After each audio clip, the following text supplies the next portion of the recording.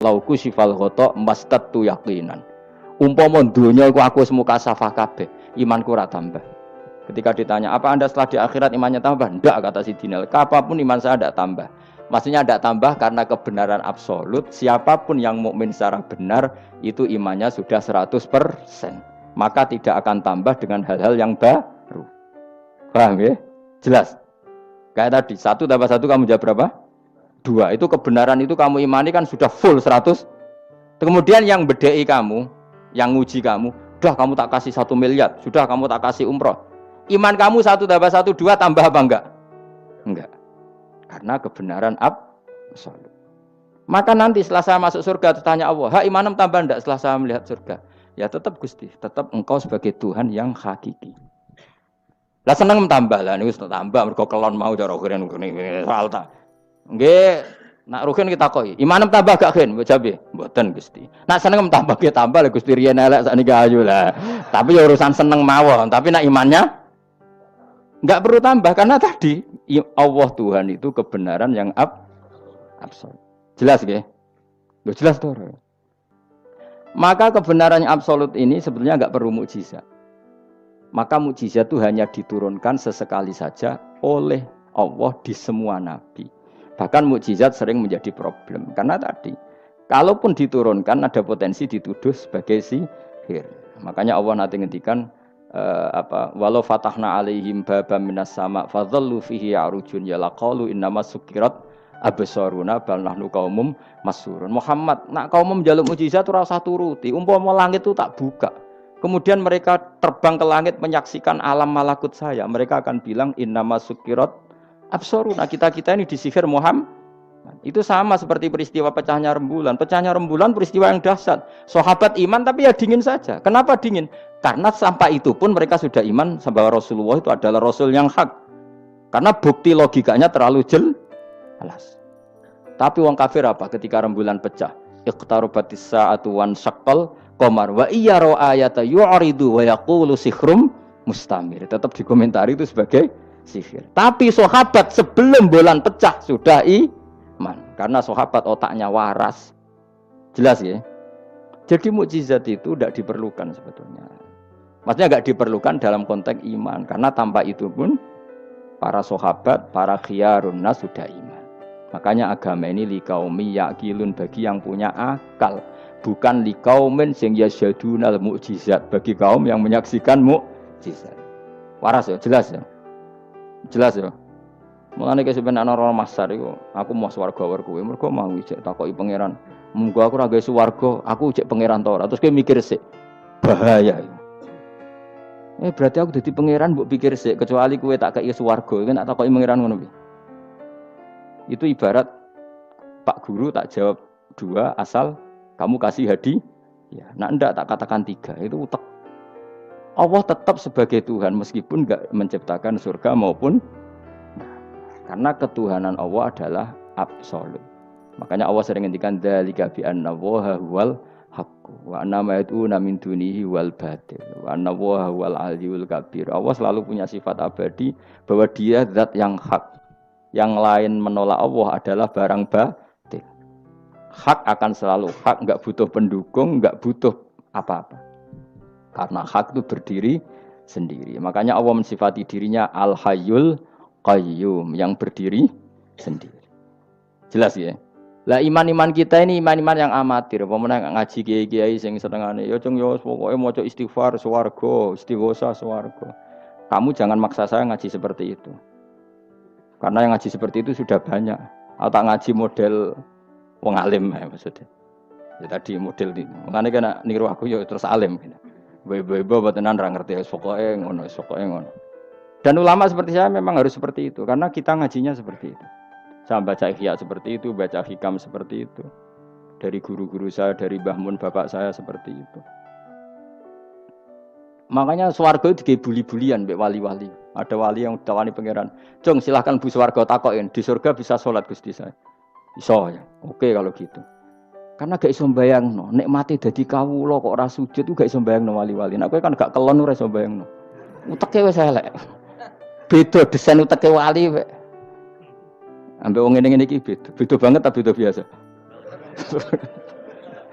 Jadi wali ku wis aneh. Jadi karena dia merasa gak bisa terpisah dari Tuhan, karena semua kebutuhannya tercukupi hanya oleh Tuhan, maka dia bayangkan, ning swarga ada enggak sesuatu yang saya kasihkan kepada Allah, saya dermakan, saya khidmatkan untuk Allah.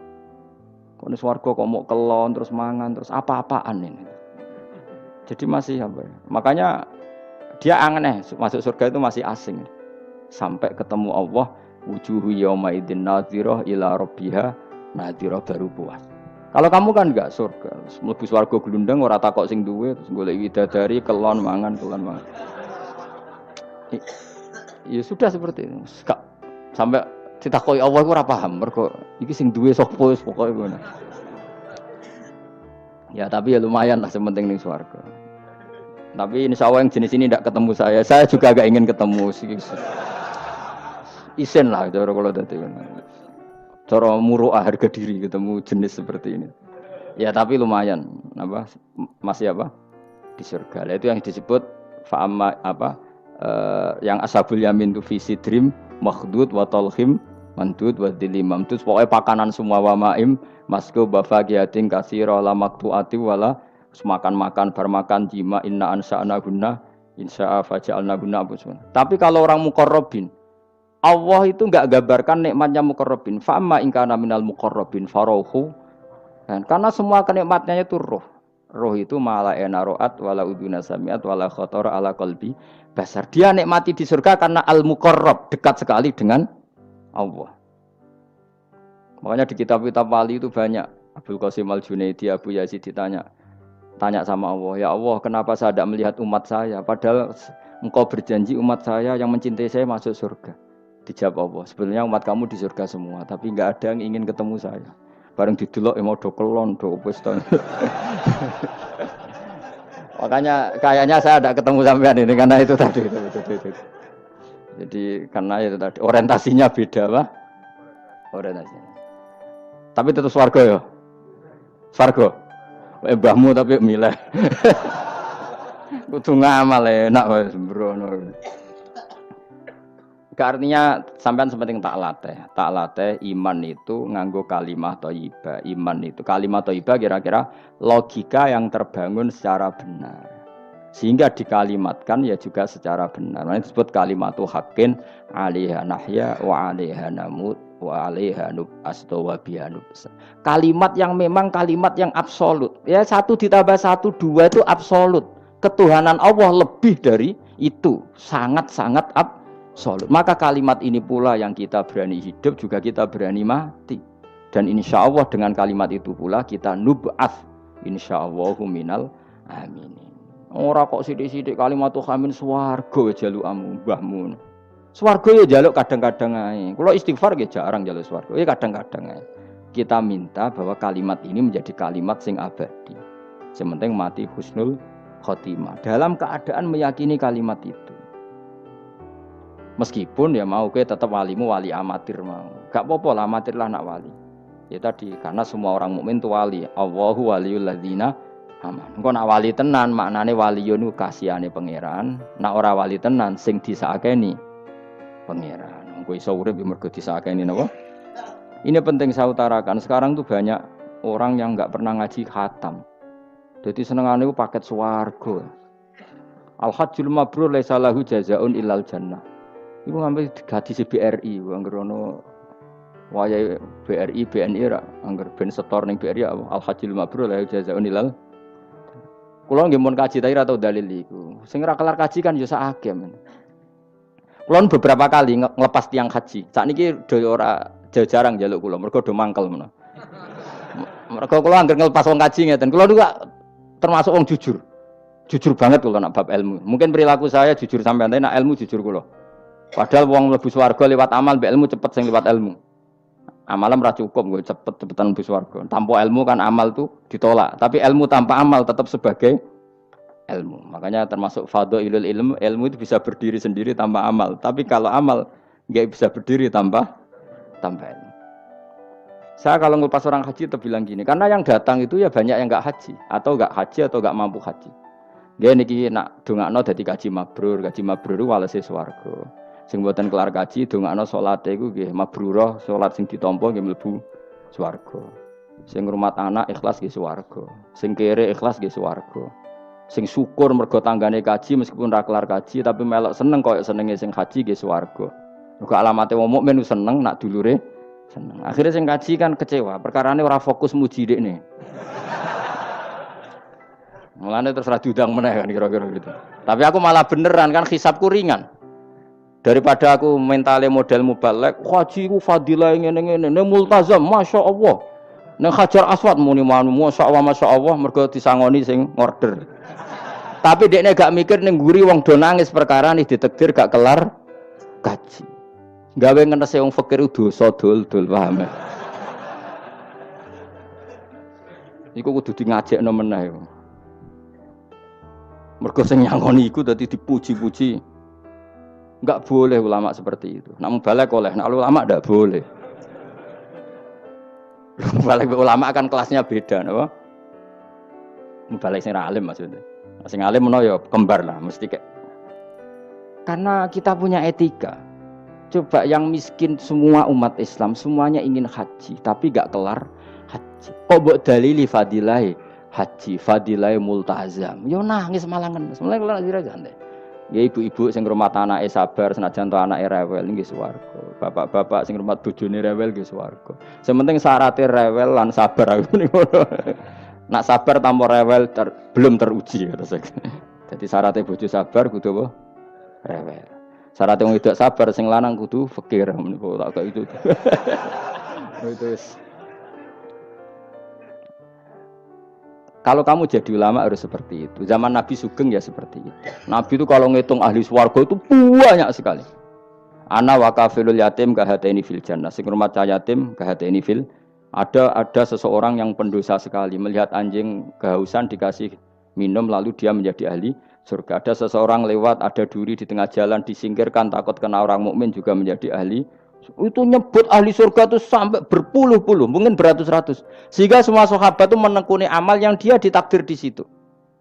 Pengajar manusia kebaikan surga, yang belajar kebaikan gak sampean surga. Semuanya. Sekarang enggak, karena yang order wong kaji.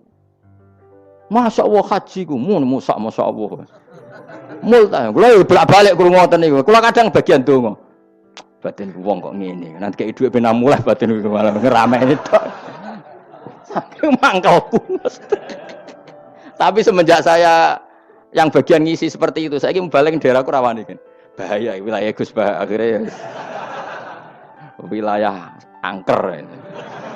Akhirnya nak nglepas wong kaji ge dongakno hajine mabrur, sing mboten kaji ge mugi-mugi ibadah ditampa srawani ngomong liyane. Tak semprit nek gak ngono.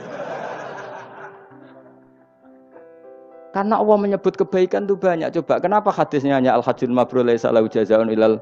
Memangnya tidak ada hadis ana wa kafilul yatim kahataini fil. Saya dan yang rumah yatim nanti berdekatan seperti ini, sama-sama di surga. Itu lebih keren lagi, bukan sekedar masuk surga tapi berdekatan dengan Nabi. Kalau sekedar masuk surga bisa beda kelas. Kok kowe aku ono beda. Tapi kalau nunggu cek eling nasihati kanca kula kurang ajar tenan. Kalau cek eling terus Gus, nak soleh aja nemen-nemen. Engko swargamu apa mbahmun? Gak enak sungkan, Dir. Aku cek eling terus. Wis Agus soleh biasa wae. Engko tetep awor aku ngopi-ngopi santai. Aku cek eling. Artinya terngiang-ngiang, jangan-jangan nasihat ini benar gitu. Mergo tak angen-angen ya sungkan. Yo kowe ora iso lho kan ngeloni bojomu ning ngarepku ya sungkan kan. Oh terus kowe guwadeng widadari ngalor gitu. Nak rawor aku kan santai. Mulane iki amalem biasa wae. Engko mari swarga mawar aku kan apa? Sungkan. Nanti saiki bocah ora pati saleh, alasan iku tok. Bahaya Gus. Maksudnya ya kejar kader. Lah anak kesolehan Gus, malah war nabi, tambah sungkan meneh.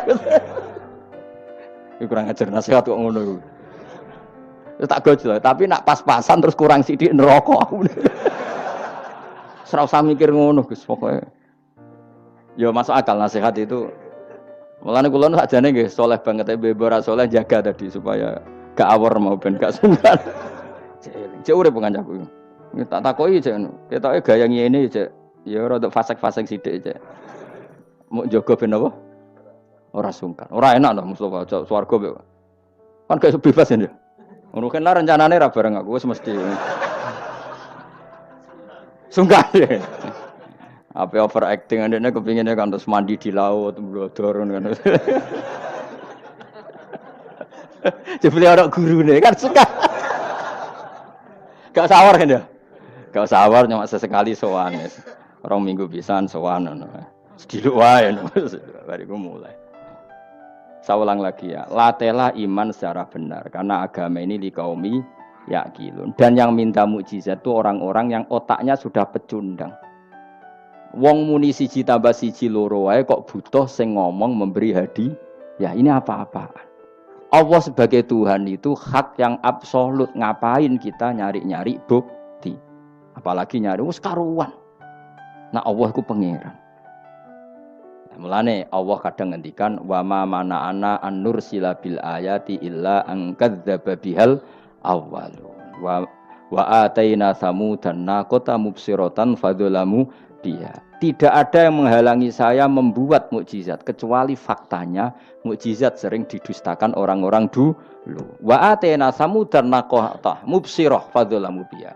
Dulu kaum Samud minta mukjizat unta keluar dari batu. Setelah saya turuti, nyatanya mereka tetap kafir. Makanya kita melatih iman itu dengan logika yang sehat. Iku liqaumi yaqilun liqaumi yatafakkarun. Caranya gitu tadi dilatih mulai hal-hal kecil. Ya tadi lombok itu pedes enggak? Pedes. Gula itu manis enggak? Manis. Terus ada orang jawab, saya bilang pedes. Asal yang bilang lombok pedes adalah orang yang bisa menurunkan halilintar dari atas. Loh apa hubungannya lombok pedes dengan halilintar dari atas? Sama. Apa hubungannya Allah sebagai Tuhan? Kemudian yang bilang Allah sebagai Tuhan dituntut mengeluarkanmu. Aneh enggak? Aneh. Makanya peminta mukjizat itu sudah pecundang. Makanya enggak ada khiyarus sahabah yang minta mukjizat. Makanya minta mukjizat itu rata-rata orang enggak benar. Waqalu tadi rujuknya kan orang benar. Lan nu'minalaka. Saya tidak akan iman kamu Muhammad hatta tafjura lana minal ardi yambu'a. Saat terus ya autakuna laka jannatun min nakhil wa inabin fatufajjiral anhara khilalaha tafjira aw yakuna laka baytun min sukhrufin aw tarqafis. Sama yang ngomong ini orang benar apa orang enggak benar? Orang enggak benar. Ya jelas ya clear ya. Jadi kita iman ya iman saja. Nikmati wis ngandel kula. Jenengan nak sujud nikmati matur nuwun Gusti jenengan nakdir kula sujud sehingga saya sah sebagai hamba jenengan.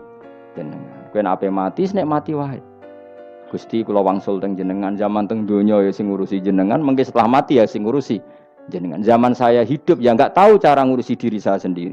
Ketika saya hidup juga kita tidak pernah tahu bagaimana jantung bekerja, paru-paru bekerja, yang ngelola roh ya enggak tahu.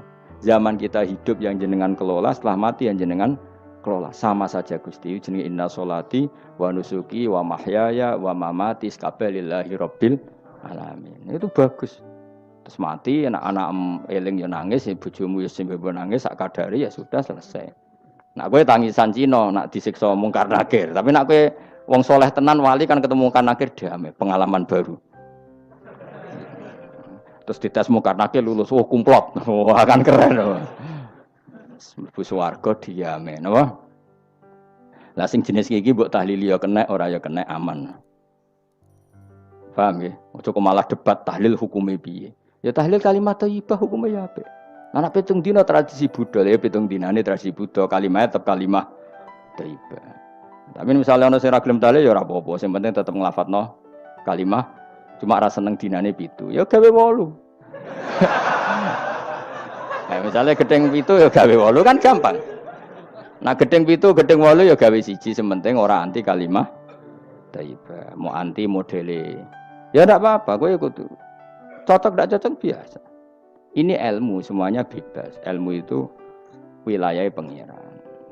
Artinya wilayah pangeran nanti yang uji itu kamu pangeran. Ngapain debat kamu sekarang? Kita sering kritik Wahabi, kita juga sering dikritik Wahabi, biasa saja. Saya sering ketemu ulama Wahabi, saling menghormati enggak apa-apa. Meskipun saling kritik, ya gejol-gejolkan ya biasa. Enggak masalah. Orang alim mulai dulu kritik-kritikan biasa. Imam Syafi'i sama gurunya sering gejol-gejolkan. Pas atas nama orang alim ya gejol-gejolkan.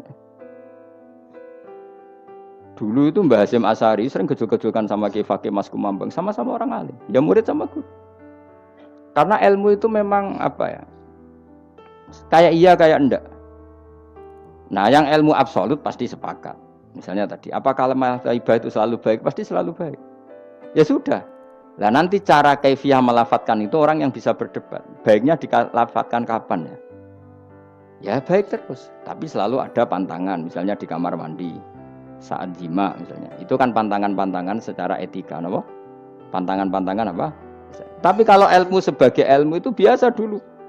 Ulama-ulama berbeda itu. Kalau gejol-gejolkan ya ulama dulu itu lucu. Misalnya sampai tak bedai, andai kan kamu jadi kiai. Kira rara-rasan jadi kiai.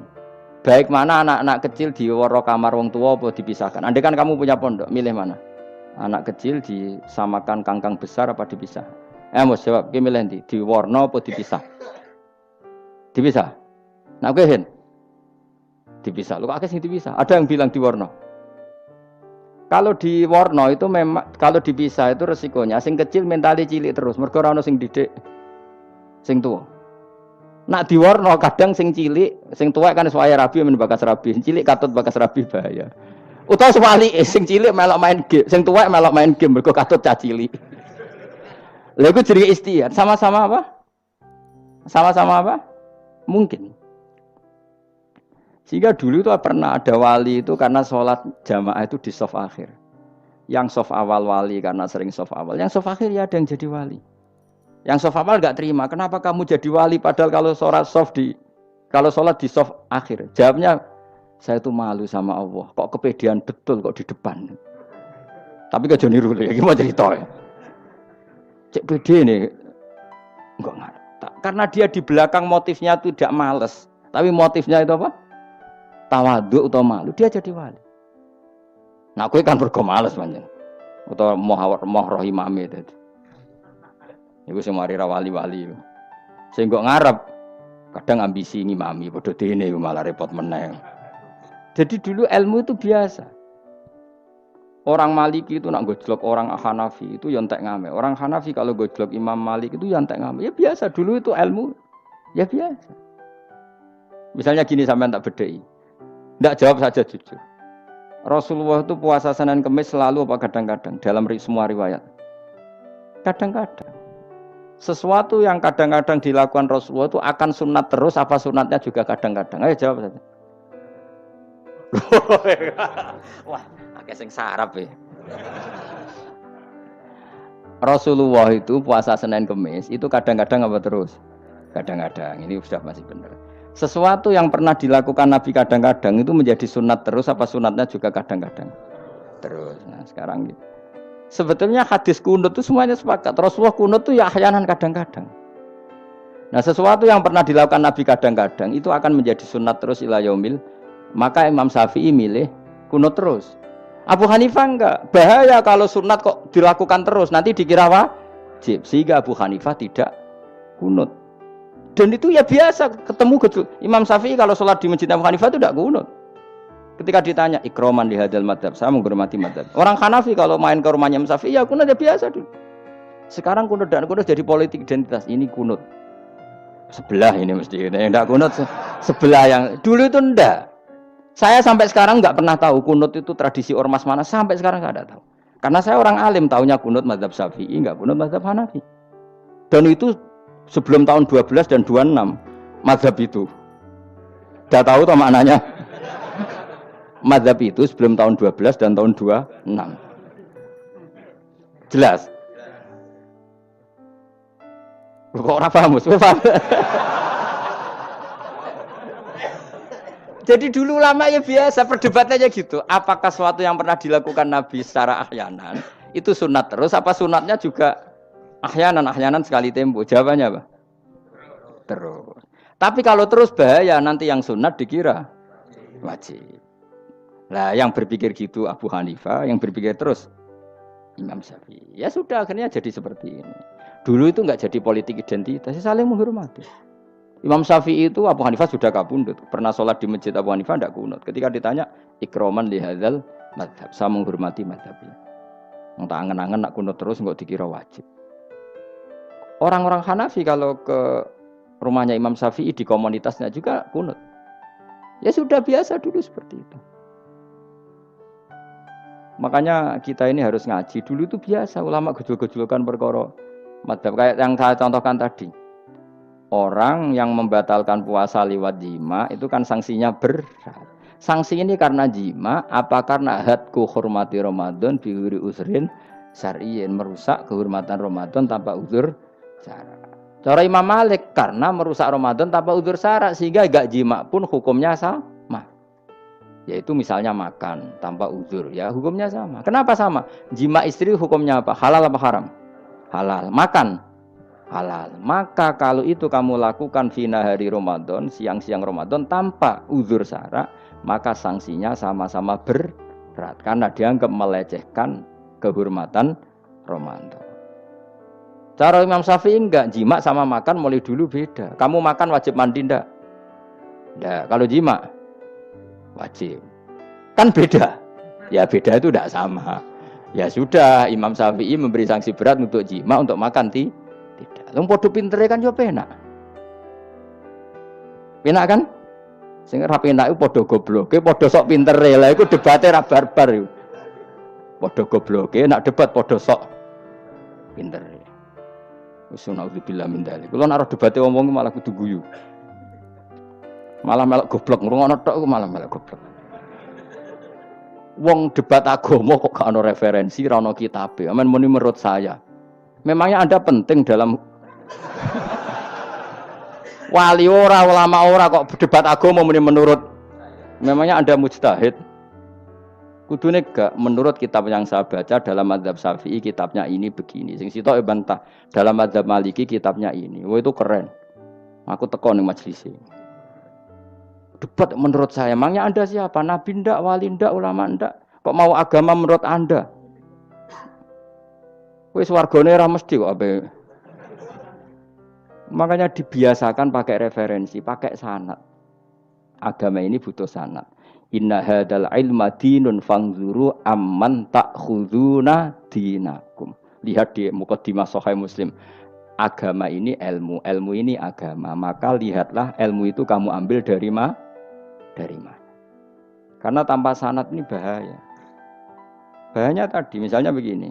Ada orang alim soleh berteman orang kafir, atau berteman orang fasik, atau berteman perempuan cantik.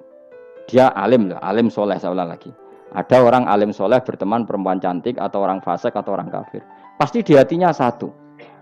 Wong ayu nak dikancani wong fasik, engkau malah melakukan hal-hal yang tidak terpuji. Nak dikancani wong alim, syaratnya soleh saya ulang lagi. Dibina dijak ngaji, diarahkan yang benar, terus dinikahkan sama orang soleh. Ternyata pertemanannya hanya proses ngantar wong ayu tadi baik dan menikah sama orang soleh. Berteman orang kafir ya dia mengajarkan hujah-hujah argumentasi Islam. Jika suatu saat berharap menjadi Islam. Tapi orang liberal melihat itu bukti bahwa agama itu bebas. Wong alim nyatane kancanan wong ayu, wong kafir gak masalah. Itu pilihan mbahmu. Ini beda, sama-sama cara zahir kancanan orang fasik, tapi asal orang soleh itu motifnya itu beda. Saya misalnya orang kaya, ada ulama kaya, itu senengannya blonjo, sampai bojone itu marah-marah. Saking parahnya ulama ini, kebetulan keluarga saya, ini anaknya mulai anaknya kon golek utangan. Padahal nilai anaknya pertama berangkat dari rumah itu bawa uang, mau ngirimi anaknya di sarang. Itu orang Jawa Timur, kiai alim. Roh bakul kacang ning bis gak mentolo ditukoni. Roh bakul mainan saake wong tuwek wadon ditukoni. Walhasil tok sarang duwe entek. Tapi gawa mainan, gawa kacang putu-putu. Saake jare. Sama-sama belanja. Dekne niate nyebar rahmate Allah. Saya pernah ngalami itu meskipun di ada skala yang ekstrim. Saya sampai sekarang anak saya mulai TK, SD tak sangoni terus. Kadang beli jajan yang dia sama sekali gak doyan. Dulu ibunya yang marah sebelum ora dipangan kok dituku Gus. Ya masih ora dipangan bakule tetap seneng. Butuhe bakule ku payu ora kok dipangan ta ora. Tapi utek-utek medhit ngene kan pikirannya kan. Nek ora dipangan aja tuku ya sakake bakule ndonga supaya laris. Lah duit 5.000 bagi kita kan ndak penting wis ben entek. Ben manfaati bakul-bakul. Karena orang kadang dikasih itu malu loh karena ndak diharga diri. Tapi kalau lewat jual beli kan seneng. Ya banyak ulama yang gitu, boros tapi niatnya menyebar roh. Asal orang soleh itu baik-baik saja. Orang soleh melete, wah duitku akeh, tenang wae. Cara zahir melete, ternyata ngenakno sing dikai ben ora perasaan. Nah misalnya wong soleh terus sopan, Duitku pas-pasan tak pangan sesuk wae ora ono. Sing dikeki ya sungkan le dul-dul. Maka wong saleh kudu mlete ben sing dikeki ora sungkan. Bar ngekeki dhuwit wong 100.000. Lah iki lanjiran dhuwitmu akeh ora iso tak hitung ning omah. Ijek karungan. Lah kok karungan piye? Dhuwit 1000 kerja kok karung gak sak. Butuhe ngenakno sing dikeki apa? Ngenakno sing dikeki. Asal wong soleh, dia ngomong gitu itu niatnya juga soleh. Tapi nak wong ra soleh, pancen mlete tenan. Bolak-balik wong ra soleh itu masalah. Makanya kancani wong soleh. Mergo wong soleh itu orang yang luar biasa. Kanjeng Nabi ku nak dahar sering ning njaba. Ya biasa. Ketok wong akeh. Karena Nabi gak ada kepentingan beliau jadi Nabi setelah Nabi Isa alaihi salam yang saking sakralnya, saking priainya malah kebablasan dianggap sebagai anak Tuhan. Maka Nabi ngetokno kemanusiaan ini. Bahkan kalau dahar itu sering di luar.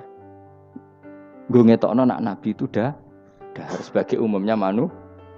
Kayak apa orang soleh? Lho kula nate berusaha khusyuk iku meneng. Malah ngipi kuwi elek. Mergo aku ora meneng wae wibawa, nak meneng malah buyute wibawa. Akhire wong ra wani takok agama. Nak ana ora takok agama terus takok wong liya, takok rugi malah ra karu-karuan. Tapi baru kayak aku sering guyon gejlokan orang berani tanya. Baru kayak berani tanya, ilmu dikembalikan pada ahlinya. Jadi wong soleh ku ngomong terus yo barokah, saenake yo barokah, asal dekne soleh alim, barokah terus. Tapi nak wong ra soleh goblok e mbok meneng ben wibawa. Nak ibadah anggap wali terus akeh sing sowan. Innalillahi wa inna ilaihi raji'un. Aneh-aneh wae. Modus iki jenenge apa? Lho iya, kayak kasus di Probolinggo, andai kan wong ra jubahan niku ora ono sing percaya. Dia dipercaya karena modus apa? Kesalehan. Umpama ndekne nganggo kathok seprapat terus pahpoh ning pasar, ayo aku bisa gadakan uang, percaya ta ora? Baru kayak jubahan ibu-ibu soleh. Maka sarana kesalehan ini kalau di mata orang enggak soleh, di tangan orang enggak soleh itu makanya kata ulama, kata Imam Haram, kena alim, urip biasa wae. Aja sampai kowe terlalu khusyuk terus nak ngomong dindel, padahal keliru ngomongmu iku. Mergo anti ilmu. Mas bener kok sampean ini bener. Ora alim sepeda motor ya sampai dangak-dangak sampai rokokan itu wis bener. Kowe nek bebo khusyuk malah bahaya. Dikira ahlul ilmi jebule gloyor napa. Mulane kan pas mlete tak anggap pinter ini. Menutupi apa. Wis pokoke terusno dhewe. Jadi itu ada aturannya. Pokoknya yang penting itu soleh alim. Makanya saya berkali-kali cerita, saya punya sanad sampai Sufyan bin Uyainah itu termasuk gurunya Imam Syafi'i. Ya gurunya Imam Syafi'i itu yang paling masyhur itu Muslim bin Khalid Az-Zanji ketika kecil. Beliau diajari sufi oleh Sufyan bin Uyainah. Kemudian ngaji hadis sama Imam Malik. Cuma di Indonesia yang terkenal beliau hanya muridnya siapa? Imam Malik. Sebenarnya dia ngaji lama itu malah sama Sufyan bin Uyainah. Sufyan bin Uyainah ini yang punya riwayat bahwa Nabi Isa dan Nabi Yahya pernah bertemu. Ketika bertemu di satu kampung, sing Nabi Isa tanya, "Aina sirarun nas?" Lalu rumahnya orang-orang fasik di mana? Sing Nabi Yahya selalu tanya, "Aina khiyarun nas?" Lalu rumahnya orang-orang baik di mana? Ini sama-sama Nabi dan sama-sama muda. Kita tahu Nabi Isa juga wa atainaul hukma napa? Sobia. Nabi Yahya ya Yahya khudil kitab bi quwwah wa atainaul hukma sobia. Nabi Yahya juga mulai cilik alim, Nabi Isa juga mulai cilik alim, wa yukallimun nasa fil mahdi wa kahla. Ini sama-sama orang alim mulai kecil, hanya dua itu, Yahya dan siapa? Isa. Itu sezaman. Saya ulang lagi, sezaman. Sama-sama anaknya orang keren, Yahya bin Zakaria, anaknya Nabi. Isa bin Maryam adalah wali besar nasabnya. Akhirnya Nabi Isa yang mulai tanya, "Limadza tas'al aina khiyarun nas?" Kenapa kamu tanya rumahnya orang-orang baik di mana? Kata Nabi Yahya, kumpul orang soleh itu enak, nyaman. Ya kan nyaman kan kumpul orang soleh, tidak ada narkoba, tidak ada kegaduhan, tidak ada berisik. Terus gantian Nabi Yahya tanya, "Limadza tas'al aina sirarun nas?" Lalu kenapa Anda tanya di mana rumahnya orang-orang buruk? Terus kata Nabi Isa, "Anan Nabi, saya ini Nabi, biman zilatit tabib, ibarat dokter, udawil marto, maka saya mengobati yang sakit." Kalau Anda seorang dokter, nyari sampling penyakit, nyari di endemik daerah penyakit apa daerah sehat? Penyakit. Ya tapi kalau kamu takut ketularan, Nyari daerah sehat apa daerah berpenyakit? Itu sama-sama madhab dalam ilmu. Dulu itu ya biasa, perbedaan seperti itu biasa saja. Karena semuanya karena ilmu. Sekarang enggak, kubu sebelah yang ngotot, kubu sebelah ya dalile pokoknya. Mana ada ilmu dalile pokoknya? Pokoknya kunut itu gini, kalau enggak kunut gini. Memangnya Imam Syafi'i lahir tahun berapa? Kunut enggak kunut itu ada sebelum tahun 12 dan tahun 26. Gue eleng-eleng. Nak di vulgar roh jare vulgar. Nak iku ra paham banget tenan. Maka orang-orang alim tahunya ya kunut dan tidak kunut itu al-khilaf baina madzhab Syafi'i wa madzhab Abi Hanifah. Sekarang tahu-tahu di zaman akhir itu jadi politik identitas. Kayak misalnya begini, tak contohkan lagi perdebatan. Pakai peci putih. Gus Naji itu putranya Mbah Mun, meyakini pakai peci putih itu sunat sehingga santrinya pakai peci putih. Mbah saya Ki Hamid Pasuruan juga pakai peci putih. Santri Sidogiri semuanya pakai peci putih karena putih itu sunat ya sudah pakai peci putih. Tapi kalau Mbah Mun itu santrinya enggak boleh pakai peci putih. Haram kata beliau. Kata beliau, "Jong kajine wong desa-desa nganti adol Tegal, adol sawah. Mbok saingi ketu 5.000." Kata beliau. Nglarakno atine wong dosa apa haram? Dosa, Mbah. Lah ya iku dosa, mulane haram. Sehingga takannya akan santri sarang semua. Enggak ada santrinya Mbah Mun pakai peci putih, kecuali yang sudah kaji. Karena pikiran beliau itu menyakiti orang katanya. Karena kajiannya adol Tegal disaingi 5.000. Tapi Mbah Mun sebagai orang alim yang membiarkan pondoknya Gus Naji pakai peci putih. Mbah Naji juga membiarkan ketika pondoknya Mbah Mun pakai hitam. Makanya saya keterusan peci. Saya itu sudah kaji, tapi karena saya mulai dulu nggak pernah pakai peci putih terus keterusan sampai sekarang. Tapi suatu saat aku juga nganggukan kan, entah kapan suatu saat. Jadi aku sowan Nabi yo keturunan ireng, keterusan diharamno terus kebablasan ini. Itu logika ijtihad.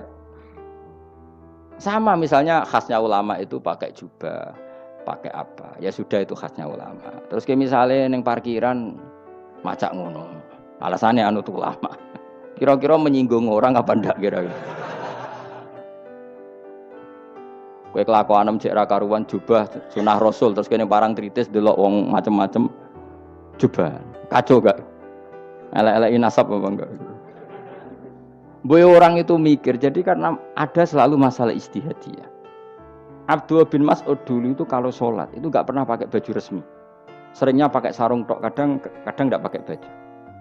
Ketika ditanya, kamu ashabu Rasulillah, kenapa sholat dengan cara seperti itu?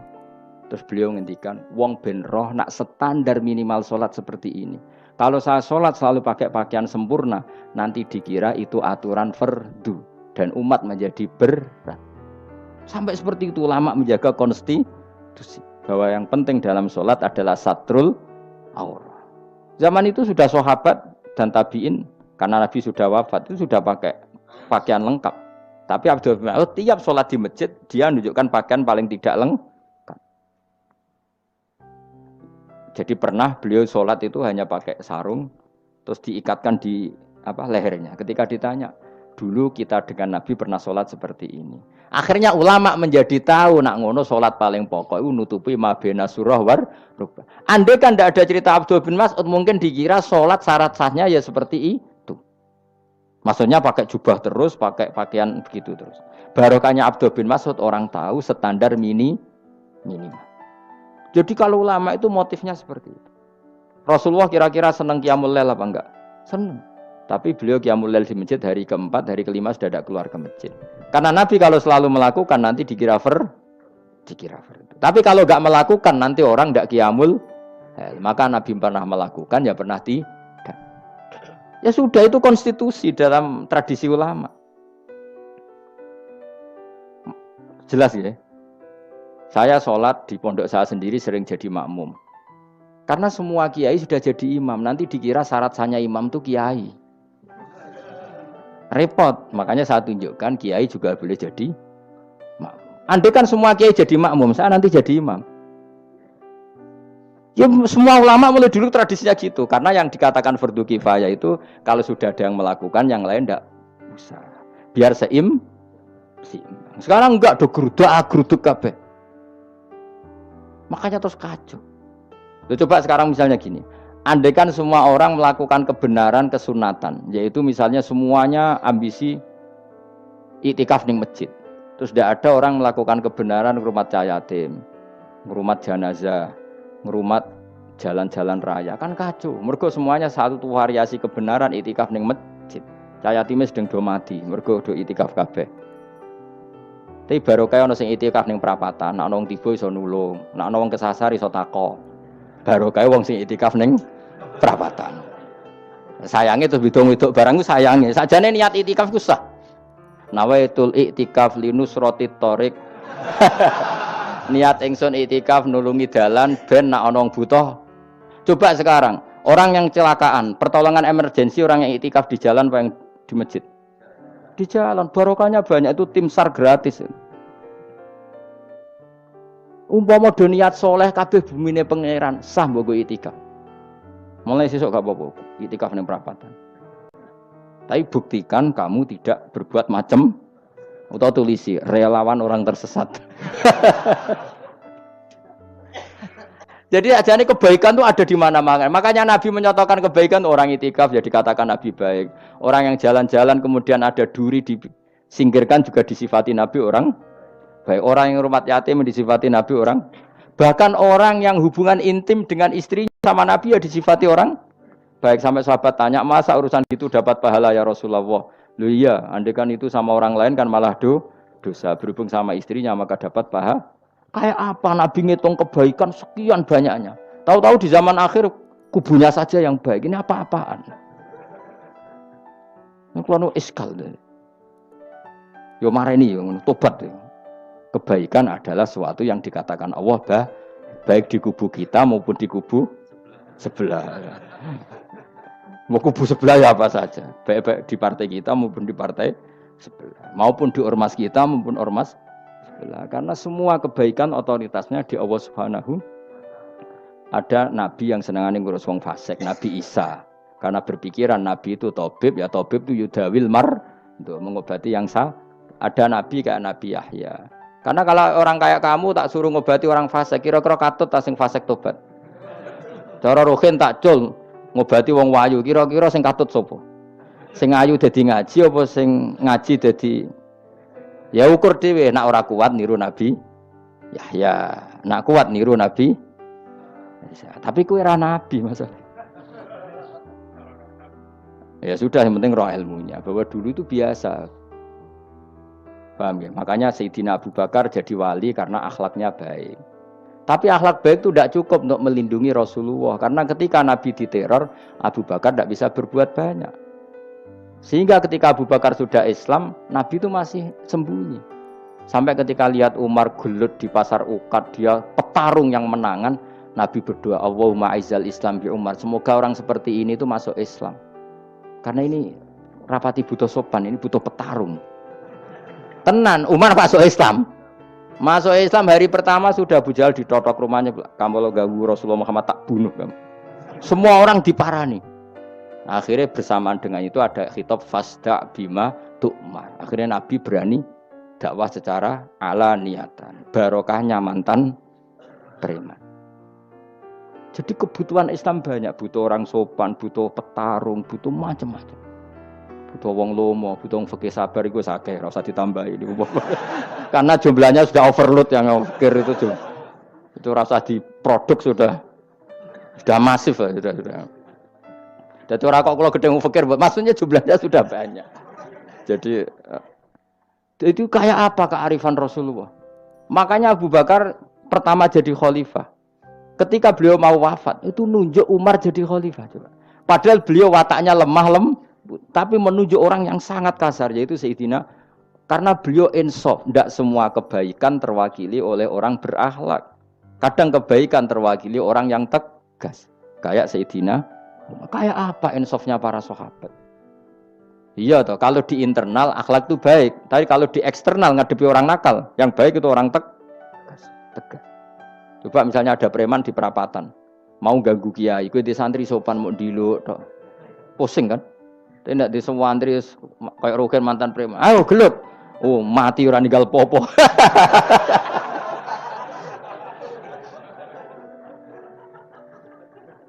Itu kan keren, apa? Keren. Makanya Abu Bakar ketika, lu ya, sampean tahu kan hadisnya Umar, setiap ada orang munafik macam-macam pamitnya sama Nabi, da'ani adrib pun izini Nabi tak biacok. Ya setiap hari kegiatannya gitu terus. Tapi dulu orang itu insaf, Abu Bakar insaf, kelebihannya Umar di situ. Umar insaf, kelebihannya Abu Bakar di. Maka ketika kandidat khalifah, Umar mengangkat Abu Bakar jadi khalifah dan disetujui semua sahabat. Ketika Abu Bakar mau wafat menunjuk Umar dan disetujui semua sahabat. Orang kok Abu Bakar pepe wong halus, golek sing sejenis aku ndak. Karena dulu semua orang itu pakai insaf, pakai kesadaran sing super tinggi, tidak nuruti nafsu. Loh saya andekan ada orang alim sekelas saya kok mau ganti tafsir Jalalain, ganti Gus Fikih yang mendesak fikih. Terus dia alim enggak masalah. Salahnya dia alim keramat. Pokoknya dia ngerti dalam mahfud nak setingkat aku. Nak roh berarti hok. Karena dulu itu begitu, ulama dulu itu seperti itu. Biasa. Sekarang itu enggak. Orang itu kalau enggak kelompoknya enggak mesti salah. Abu Bakar itu raqiqul qalbi. Raqiqul hawashi, riqqatul qalbi. Tapi beliau justru menunjuk Sayyidina Umar karena dia tahu Islam itu musuhnya banyak, butuh orang tegas. Umar juga tahu bahwa di internal Islam itu butuh riqqatul qalbi sehingga beliau hormat sama Abu Bakar. Tak pimpin aku, wah, bubar kabeh. Tapi dari Abu Bakar, ning jobo aku tok wong mlete nek ora ono Umar. Sehingga dua beliau saling melengkapi dan itu luar biasa. Nah, khilafnya ulama kira-kira seperti itu. Yang peci putih ya silahkan gue iling-ilingan, nak putih itu sunat. Tapi sing ireng, piye-piye kaji desa iku disaingi kedul 5.000 gak terima aja. Yakin deh, Bos. Nah, saya ini mulai kecil di sarang. Tapi mertua saya itu keluarga Pasuruan. Jadi saya lucunya saya kalau ngajar di Pasuruan pakai peci hitam. Sebagian santri separuh pakai peci hitam menghormati saya. Sebagian pakai putih menghormati kiainya. Jadi jadi saya lihat ini ya sepanjang sejarah kalau saya ngajar itu jadi warna-warni itu karena tadi saya kaget kok banyak yang pakai baju hitam menghormati jenengan yang putih masih banyak separuhan ya enggak ada yang merencanakan ya alami saja. Antara sampean bener di putih apa hitam bebas karena tadi ini masalah apa istihad pun kalau terus nang. Pokoknya sementing wow iman itu sesuatu yang absolut. Maka kita andaikan Allah tidak bikin surga neraka pun kita tetap sebagaimana kita mengatakan 1 tambah 1 2 dapat hadiah apa tidak dapat hadiah ya tetap mengatakan 2 1 tambah 1 pasti 2. Subhanalladzi mawsudi dzat khalaqa kang gawe sapa ladi ala azwaja ing pira-pira pasangan ali asnafa tegese pira-pira pasangan kullah sakabehane asnaf tak Allah gawe mimasa yang perkara tumbi tukang nukulno apa bahasa Indonesia menumbuhkan apa al-ardu bumi minal hububi sanging pira-pira bebijian wa ghairi halan yana hubub wa min anfusihim lan Allah gawe jenis jejodohan sangka awak dhewe ne wong akeh. Jadi Allah bikin sesuatu itu berjodoh-jodoh, berpasang-pasangan. Termasuk manusia juga berpasang-pasangan. Minat zukuri sing pira-pira lanang walinasilan pira-pira wedok wa mimalan sing perkara layak lamun kang ora ngerti sapa wong akeh. Maksudnya zaman belum ditemukan listrik misalnya atau belum ditemukan apa saja yang zaman itu enggak ada. Allah ngendikane gini, Maha suci zat yang bikin tumbuhan, bikin hewan semuanya berpasang-pasangan, termasuk manusia juga berpasang-pasangan. Dan Allah juga bikin berpasang-pasangan dari sesuatu yang sekarang belum dikenal di era itu. Jenenge wa mimma layak lamun. Ya era itu misalnya nggak ada listrik, tapi setelah ada listrik ya sama, ada plus ada minus. Jadi sama tetap polanya asal selain Allah itu pasti berpasang. Meskipun sesuatu itu sekarang belum dikenal. Kayak zaman dulu kan belum ada listrik, tapi setelah ditemukan listrik juga ada plus, ada minus. Itu jenis wa mimma layak lamun dan dari sesuatu yang kamu tidak tahu. Minal makhlukati sing pira-pira makhluk al ajibati kang gawakno al ghoribati kang aneh utawa kang langka alam wa ayatul mulk. Subhanallah wa bihamdi adada khalqihi wa ridha nafsihi wa zinata arsyihi wa midada kalimati. Subhanallah wa bihamdihi adada khalqihi wa ridha nafsihi wa zinata arsyihi wa midada kalimati. Subhanallahi wa bihamdihi adada khalqihi wa ridha nafsihi wa zinata arsyihi midada kalimati. Subhanallahi wa bihamdihi adada khalqihi wa ridha nafsihi wa zinata arsyihi midada kalimati. Subhanallahi wa bihamdihi adada khalqihi wa ridha nafsihi wa zinata arsyihi midada kalimati. Subhanallahi wa bihamdihi adada khalqihi wa ridha nafsihi wa zinata arsyihi midada kalimati. Subhanallahi wa bihamdihi adada khalqihi wa ridha nafsihi wa zinata arsyihi midada kalimati.